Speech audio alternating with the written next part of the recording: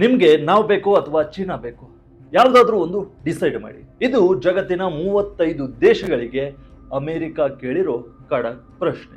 S ವೀಕ್ಷಕರೇ, ಈಗ ಜಗತ್ತಲ್ಲಿ ದೊಡ್ಡ ಯುದ್ಧವೇ ನಡೀತಿದೆ. ಆ ಯುದ್ಧದಲ್ಲಿ ಒಂದ್ ಕಡೆ ವಿಶ್ವದ ದೊಡ್ಡಣ್ಣ ಅಮೆರಿಕ, ಇನ್ನೊಂದ್ ಕಡೆ ಡ್ರ್ಯಾಗನ್ ರಾಷ್ಟ್ರ ಚೀನಾ ಇದೆ. ಮಧ್ಯೆ ಅನೇಕ ದೇಶಗಳು ಸಿಕ್ಕಾಕಿಕೊಂಡಿವೆ. ಈ ಯುದ್ಧ ಯಾವುದೋ ಬಾರ್ಡರ್ನಲ್ಲಿ ನಡೀತಿರೋ ವಾರ್ ಅಲ್ಲ. ಆರ್ಟಿಫಿಷಿಯಲ್ ಇಂಟೆಲಿಜೆನ್ಸ್ ಅಂದ್ರೆ AI ಟೆಕ್ನಾಲಜಿಯನ್ನ ಯಾರು ಕಂಟ್ರೋಲ್ ಮಾಡ್ತಾರೆ ಅನ್ನೋ ವಿಚಾರಕ್ಕೆ ಅಮೆರಿಕ ಮತ್ತು ಚೀನಾ ನಡುವೆ ನಡೀತಿರೋ ದೊಡ್ಡ ಕೋಲ್ಡ್ ವಾರ್. ನೀವು ಅಮೆರಿಕದ ಜೊತೆ ಇರ್ತೀರಾ ಅಥವಾ ಚೀನಾ ಜೊತೆ ಹೋಗ್ತೀರಾ, ಒಂದು ನಿರ್ಧಾರ ಮಾಡಿ ಅಂತ ಅಮೆರಿಕ ಈಗ ಬರೋಬ್ಬರಿ 35 ದೇಶಗಳಿಗೆ ನೇರವಾಗಿ ಖಡಕ್ ಆಗಿ ವಾರ್ನಿಂಗ್ ಅನ್ನು ಕೊಡೋಕೆ ರೆಡಿ ಆಗಿದೆ. ನೀವು ನಮ್ಮ ಜೊತೆನೂ ಇದ್ಕೊಂಡು ಚೀನಾ ಜೊತೆನೂ ಡೀಲ್ ಮಾಡ್ತೀವಿ ಅಂದ್ರೆ ನಡೆಯಲ್ಲ. ಒಂದು ವೇಳೆ ಚೀನಾದ ಜೊತೆ ಕೈ ಜೋಡಿಸಿದ್ರೆ ನಮ್ಮ ಕಡೆಯಿಂದ ಸಿಗೋ ಯಾವುದೇ AI ಟೆಕ್ನಾಲಜಿ ನಿಮಗೆ ಸಿಗಲ್ಲ ಅಂತ ಅಮೆರಿಕ ಈಗ ಎಚ್ಚರಿಕೆ ಕೊಟ್ಟಿದೆ. ಹಾಗಾದ್ರೆ ದಿಢೀರಂತ ಅಮೆರಿಕ ಯಾಕೆ ಇಷ್ಟು ದೊಡ್ಡ ನಿರ್ಧಾರವನ್ನ ತೆಗೆದುಕೊಳ್ತು? ಈ ಹೊಸ AI ಕೋಲ್ಡ್ ವಾರ್ ಅಂದ್ರೆ ಏನು?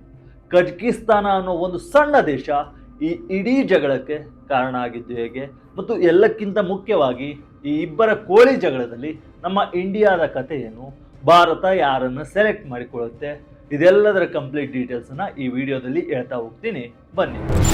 ಅಮೆರಿಕದಿಂದ ಮತ್ತೊಂದು ಹೊಸ ತರಲೆ, ನಾವು ಬೇಕೋ ಚೀನಾ ಬೇಕೋ ಅಂತ ಎಚ್ಚರಿಕೆ. ಎಸ್, ರಾಯ್ಟರ್ಸ್ ರಿಪೋರ್ಟ್ ಮಾಡಿರೋ ಪ್ರಕಾರ ಅಮೆರಿಕದ ಸ್ಟೇಟ್ ಡಿಪಾರ್ಟ್ಮೆಂಟ್ ಒಂದು ಡ್ರಾಫ್ಟ್ ಲೆಟರ್ ಅಂದ್ರೆ ಒಂದು ಪತ್ರವನ್ನ ಈಗ ರೆಡಿ ಮಾಡಿ ಇಟ್ಕೊಂಡಿದೆ. ಈ ಪತ್ರವನ್ನ ಕಳೆದ ಜೂನ್ ತಿಂಗಳಲ್ಲಿ ಅಮೆರಿಕದ AI ಆಪರ್ಚುನಿಟಿ ಸ್ಟೇಟ್ಮೆಂಟ್ಗೆ ಸಹಿ ಹಾಕಿದ 35 ದೇಶಗಳಿಗೆ ಕಳುಹಿಸಲು ಸಿದ್ಧತೆಯನ್ನ ನಡೆಸಿದೆ. ಈ ಪತ್ರದಲ್ಲಿ ಇರೋದು ಇಷ್ಟೇ: ನೀವು ಚೀನಾದ AI ಗ್ರೂಪ್ಗೆ ಸೇರಿದ್ರೆ ಅಮೆರಿಕದ ನೇತೃತ್ವದ AI ಒಕ್ಕೂಟದಿಂದ ನಿಮ್ಮನ್ನ ಕಿತ್ತು ಬಿಸಾಕ್ತಿವಿ, ನಿಮಗೆ ನಮ್ಮ ಆಕ್ಸೆಸ್ ಸಿಗಲ್ಲ. ಇಷ್ಟಕ್ಕೂ ಈ ಎರಡೂ ಗ್ರೂಪ್ಗಳು ಯಾವುವು ಅಂತ ನೀವು ಕೇಳಬಹುದು. ಅಮೆರಿಕ ಕಳೆದ ವರ್ಷ ಒಂದು ಇನಿಷಿಯೇಟಿವ್ ಅನ್ನ ಶುರು ಮಾಡಿತ್ತು. ಅದರ ಹೆಸರು ಪ್ಯಾಕ್ಸ್ ಸಿಲಿಕಾ. ಇದರ ಮುಖ್ಯ ಉದ್ದೇಶ ಏನಪ್ಪಾ ಅಂದ್ರೆ AI ಸಿಸ್ಟಮ್ಸ್, ಸೆಮಿಕಂಡಕ್ಟರ್ ಚಿಪ್ಸ್ ಮತ್ತು ಕ್ರಿಟಿಕಲ್ ಮಿನರಲ್ಸ್ ಸಪ್ಲೈ ಚೈನ್ ಅನ್ನ ಗಟ್ಟಿಗೊಳಿಸೋದು. ಅಂದ್ರೆ ಈ ಟೆಕ್ನಾಲಜಿ ವಿಚಾರದಲ್ಲಿ ಅಮೆರಿಕ ಮತ್ತು ಅದರ ಸ್ನೇಹಿತ ರಾಷ್ಟ್ರಗಳಾದ ಜಪಾನ್, ಆಸ್ಟ್ರೇಲಿಯಾ, ದಕ್ಷಿಣ ಕೊರಿಯಾ ಸೇರಿ ಒಂದಷ್ಟು ದೇಶಗಳು ಒಟ್ಟಾಗಿ ಕೆಲಸ ಮಾಡೋದು. ಯಾರಿಗೂ ಚೀನಾದ ಮೇಲಿನ ಡಿಪೆಂಡೆನ್ಸಿ ಇರಬಾರ್ದು ಅನ್ನೋದೇ ಅಮೆರಿಕದ ಪ್ಲಾನ್ ಆಗಿತ್ತು.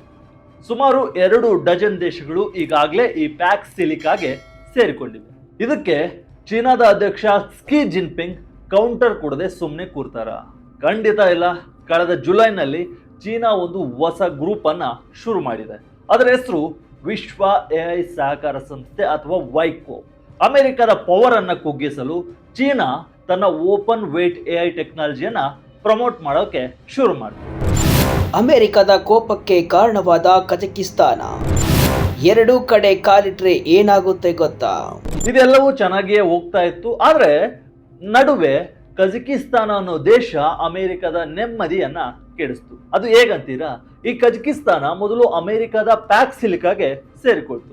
ಇದನ್ನು ನೋಡಿ ವಿಶ್ವದ ದೊಡ್ಡಣ್ಣ ಅಮೆರಿಕ ಬಹಳ ಖುಷಿ ಪಟ್ಟಿತ್ತು. ಯಾಕಂದ್ರೆ ಸೆಂಟ್ರಲ್ ಏಷ್ಯಾದಲ್ಲಿ ಪ್ಯಾಕ್ ಸಿಲಿಕಾಗೆ ಸೇರಿದ ಮೊದಲ ದೇಶ ಅದಾಗಿತ್ತು. ಜೊತೆಗೆ ಕಜಕಿಸ್ತಾನದಲ್ಲಿ ಸಿಕ್ಕಾಪಟ್ಟೆ ಕ್ರಿಟಿಕಲ್ ಮಿನರಲ್ಸ್ ಅಂದ್ರೆ ಈ ಚಿಪ್ ಮತ್ತು ಡೇಟಾ ಸೆಂಟರ್ಗಳಿಗೆ ಬೇಕಾದ ಖನಿಜಗಳೇ ತುಂಬಿವೆ. ಆದ್ರೆ ಕಜಕಿಸ್ತಾನ ಇಲ್ಲಿಯೇ ಒಂದು ಗೇಮ್ ಅನ್ನು ಆಡ್ತು.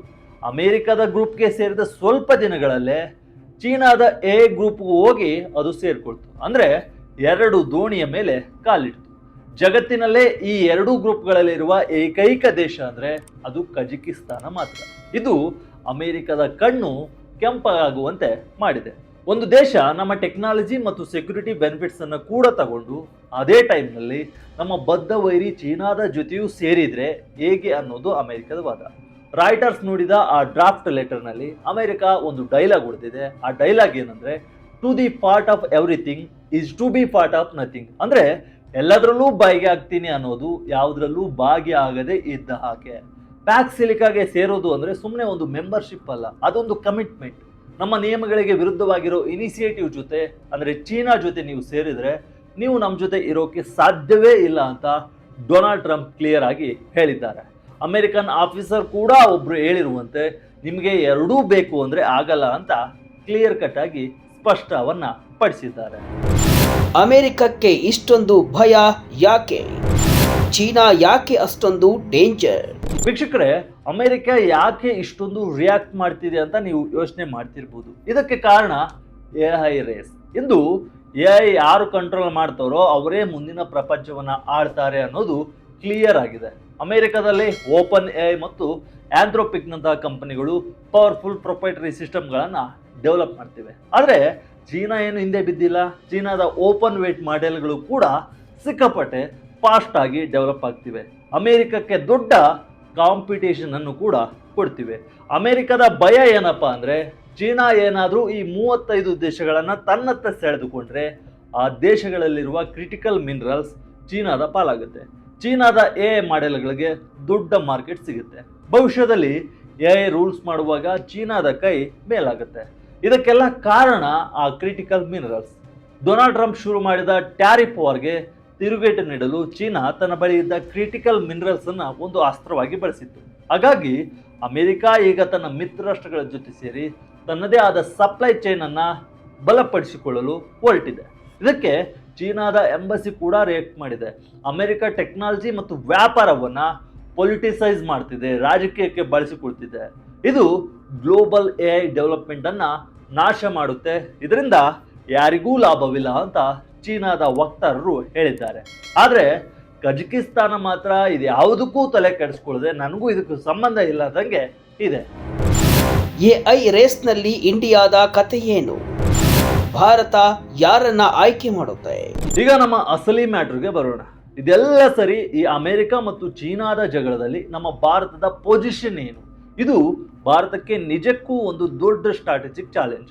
ಯಾಕಂದ್ರೆ ಭಾರತ ಯಾವಾಗಲೂ ಮಲ್ಟಿ ಅಲೈನ್ಮೆಂಟ್ ಪಾಲಿಸಿ ಫಾಲೋ ಮಾಡ್ತಿದೆ. ಅಂದ್ರೆ ನಾವು ಅಮೆರಿಕದ ಜೊತೆ ಸೆಮಿಕಂಡಕ್ಟರ್ ಡಿಫೆನ್ಸ್ ಟೆಕ್ನಾಲಜಿ ಡೀಲ್ ಮಾಡ್ಕೊಳ್ತೀವಿ, ಹಾಗೆ ಬೇರೆ ದೇಶಗಳ ಜೊತೆಯೂ ನಮ್ಮ ಡಿಪ್ಲೊಮ್ಯಾಟಿಕ್ ರಿಲೇಷನ್ ಇರುತ್ತೆ. ಆದರೆ ಈಗ ಅಮೆರಿಕ ನಾವು ಬೇಕಾ ಅಥವಾ ಚೀನಾ ಬೇಕಾ ಯಾರಾದರೂ ಒಬ್ಬರನ್ನೇ ಚೂಸ್ ಮಾಡಿ ಅಂತ ಕೂತ್ರೆ ಭಾರತಕ್ಕೆ ಸ್ವಲ್ಪ ಕಷ್ಟ ಆಗುತ್ತೆ. ಇದು ಕೇವಲ ಸಾಫ್ಟ್ವೇರ್ ವಿಚಾರ ಅಲ್ಲ, ಇಲ್ಲಿರುವ ಮುಖ್ಯವಾದ ಪ್ರೆಷರ್ ಪಾಯಿಂಟ್ಸ್ಗಳನ್ನು ಕೂಡ ನಾವು ಅರ್ಥ ಮಾಡ್ಕೊಳ್ಬೇಕಾಗುತ್ತೆ. Semiconductor manufacturing, data centre infrastructure, cloud ಮತ್ತು ಡಿಫೆನ್ಸ್ ಟೆಲಿಕಾಂನಲ್ಲಿ ಬಳಸುವ AI. ಆದರೆ ಭಾರತದ ಬಳಿ ಒಂದು ದೊಡ್ಡ ಅಸ್ತ್ರ ಇದೆ, ಅದೇ ನಮ್ಮ ಮಾರ್ಕೆಟ್ ಲೆವರೇಜ್. ಭಾರತ ವಿಶ್ವದ ಅತಿ ದೊಡ್ಡ ಡಿಜಿಟಲ್ ಮಾರ್ಕೆಟ್ ಅನ್ನೋದು ಎಲ್ರಿಗೂ ಗೊತ್ತೇ ಇದೆ. ನಮ್ಮಲ್ಲಿ ಅದ್ಭುತ ಇಂಜಿನಿಯರಿಂಗ್ ಟ್ಯಾಲೆಂಟ್ ಇದೆ, ದೊಡ್ಡ ಡೇಟಾ ಸೆಂಟರ್ಗಳ ಡಿಮ್ಯಾಂಡ್ ಇದೆ. ಹಾಗಾಗಿ ಭಾರತ ಸುಮ್ಮನೆ ಅಮೆರಿಕದ ಮಾತಿಗೆ ತಲೆ ಆಡಿಸಲ್ಲ. ಬದಲಾಗಿ ಹೊಸದಿಲ್ಲಿ ಅಥವಾ ನವದೆಹಲಿ ಅಮೆರಿಕದ ಬಳಿ ನಮಗೆ ಟೆಕ್ನಾಲಜಿಯನ್ನು ಟ್ರಾನ್ಸ್ಫರ್ ಮಾಡಿ ಲೋಕಲ್ ಮ್ಯಾನುಫ್ಯಾಕ್ಚರಿಂಗ್ಗೆ ಸಪೋರ್ಟ್ ಮಾಡಿ ನಮ್ಮ ಡೇಟಾ ನಮ್ಮ ಕಂಟ್ರೋಲ್ನಲ್ಲೇ ಇರಬೇಕು ಅಂತ ಡಿಮ್ಯಾಂಡ್ ಮಾಡ್ತಿದೆ. ಆದರೆ ಫ್ಯೂಚರ್ನಲ್ಲಿ ಭಾರತದ ಸ್ಟ್ರಾಟಜಿಕ್ ಆಟೋನಮಿ ಉಳಿಸಿಕೊಳ್ಳೋದು ಕಷ್ಟ ಆಗ್ಬೋದು ಅನ್ನೋದು ಎಲ್ಲರ ಅಭಿಪ್ರಾಯ. ಅಮೆರಿಕದ ಈ ನಿರ್ಧಾರವನ್ನು ನೋಡಿದರೆ ಬರೀ ಭಾಷಣ ಮಾಡಿದರೆ ಸಾಲದು, ಪ್ರಾಕ್ಟಿಕಲ್ ಆಗಿ ನೀವು ಚೀನಾದ ಟೆಕ್ನಾಲಜಿಯನ್ನು ಬ್ಯಾನ್ ಮಾಡಲೇಬೇಕು. ಅದರಲ್ಲೂ ಮುಖ್ಯವಾಗಿ ಗವರ್ನಮೆಂಟ್ ಮತ್ತು ಡಿಫೆನ್ಸ್ನಲ್ಲಿ ಬ್ಯಾನ್ ಮಾಡಬೇಕು ಅಂತ ಭಾರತದ ಮೇಲೂ ಪ್ರೆಷರ್ ಹಾಕಬಹುದು. ಇದು ಮುಂದೆ ಭಾರತಕ್ಕೆ ಬಹಳ ದೊಡ್ಡ ತಲೆನೋವು ಆಗಲಿದೆ ಅಂತ ಹೇಳ್ಬೋದು. ಮಿಥೋಸ್ AI ಮಾಡೆಲ್ ಬ್ಯಾನ್ ಮಾಡಿದ ಅಮೆರಿಕ, ಭಾರತವೇ ಬಿಲ್ಡ್ ಮಾಡ್ತಿದೆ AI ಮಾಡೆಲ್. ಇನ್ನು ಈಗ ಇನ್ನೊಂದು ಆಂಗಲ್ ಕಡೆ ಹೋಗೋಣ. ಮೊನ್ನೆ ಅಷ್ಟೇ ಆಂಥ್ರೋಪಿಕ್ ನ ಮಿಥೋಸ್ AI ಮಾಡೆಲ್ ಅನ್ನ ಟ್ರಂಪ್ ಸರ್ಕಾರ ಇದ್ದಕ್ಕಿದ್ದಂತೆ ಬೇರೆ ದೇಶಗಳಿಗೆ ಕಳಿಸುವುದನ್ನ ಬ್ಯಾನ್ ಮಾಡಿತ್ತು. ಇದರಿಂದ ಭಾರತ ಸೇರಿ ಅನೇಕ ದೇಶಗಳಿಗೆ ಆತಂಕ ಎದುರಾಗಿತ್ತು. ಟೆಕ್ನಾಲಜಿ ಎಲ್ರಿಗೂ ಸಿಗಬೇಕು, ಇಲ್ಲದಿದ್ರೆ ಸಮಸ್ಯೆ ಆಗುತ್ತೆ ಅಂತ ಎಲ್ಲ ದೇಶಗಳು ಹೇಳಿದ್ವು. ಅದಲ್ಲದೆ ಭಾರತ ತನ್ನದೇ ಆದ AI ಮಾಡೆಲ್ಗಳನ್ನ ಬಿಲ್ಡ್ ಮಾಡ್ತಿದೆ. ಇತ್ತ ಅಮೆರಿಕದ ಮಾಡೆಲ್ಗಳಿಗೆ ಚೀನಾ ಕೂಡ ತಕ್ಕ ತಿರುಗೇಟನ್ನ ನೀಡ್ತಿದೆ. GLM, DeepSeek ಸೇರಿ ಅನೇಕ ಮಾಡೆಲ್ಗಳನ್ನ ಚೀನಾ ರಿಲೀಸ್ ಮಾಡ್ತಿದ್ದು ಅಮೆರಿಕದ AI ರೇಸ್ಗೆ ದೊಡ್ಡ ಹೊಡೆತವನ್ನ ನೀಡ್ತಿದೆ. ಇದು ಅಮೆರಿಕ ಹಾಗೂ ಚೀನಾದ ನಡುವಿನ AI ವಾರನ್ನ ಮತ್ತಷ್ಟು ಜೋರು ಮಾಡಿದೆ. ಆಲ್ಮೋಸ್ಟ್ ಎಲ್ಲ ದೇಶಗಳು ಈಗ AI ಮಾಡೆಲ್ಗಳನ್ನ ಬಿಲ್ಡ್ ಮಾಡ್ತಿವೆ. ಇದರ ನಡುವೆ ಅಮೆರಿಕದ ಹೊಸ ತರಲೆ ಶುರು ಮಾಡಿದ್ದು ನಿಮಗೆ ನಾವು ಬೇಕೋ ಅಥವಾ ಅವ್ರು ಬೇಕೋ ಅಂತ ಕಡ್ಡಿ ಮುರಿದಂಗೆ ಎಲ್ಲ ದೇಶಗಳ ಮುಂದೆ ಪ್ರಶ್ನೆಗಳನ್ನ ಇಟ್ಟಿದೆ. ಮುಂದೆ ಭಾರತಕ್ಕೆ ಚೀನಾ ಮಾಡೆಲ್ಗಳನ್ನ ಬ್ಯಾನ್ ಮಾಡಿ ಅಂತ ಹೇಳಿದ್ರು ಅಚ್ಚರಿ ಇಲ್ಲ.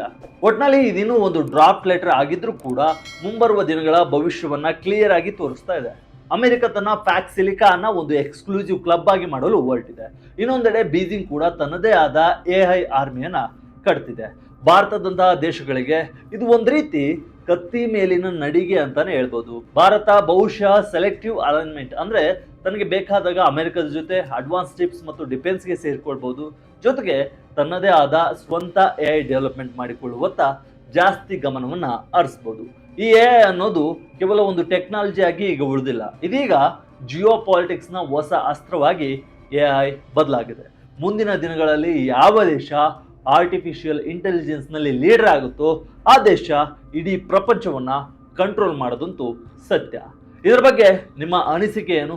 ಕಮೆಂಟ್ ಮೂಲಕ ನಿಮ್ಮ ಅಭಿಪ್ರಾಯವನ್ನ ತಿಳಿಸಿ. ಇದು ವಿಜಯ ಕರ್ನಾಟಕ ವಿಶೇಷ. ಇದೇ ರೀತಿ ಹೆಚ್ಚಿನ ವಿಡಿಯೋಗಳಿಗಾಗಿ ವಿಜಯ ಕರ್ನಾಟಕ ವೆಬ್ ಅನ್ನ ಫೇಸ್ಬುಕ್, ಯೂಟ್ಯೂಬ್ ಮತ್ತು ಇನ್ಸ್ಟಾಗ್ರಾಮ್ನಲ್ಲಿ ಫಾಲೋ ಮಾಡಿ. ಧನ್ಯವಾದ.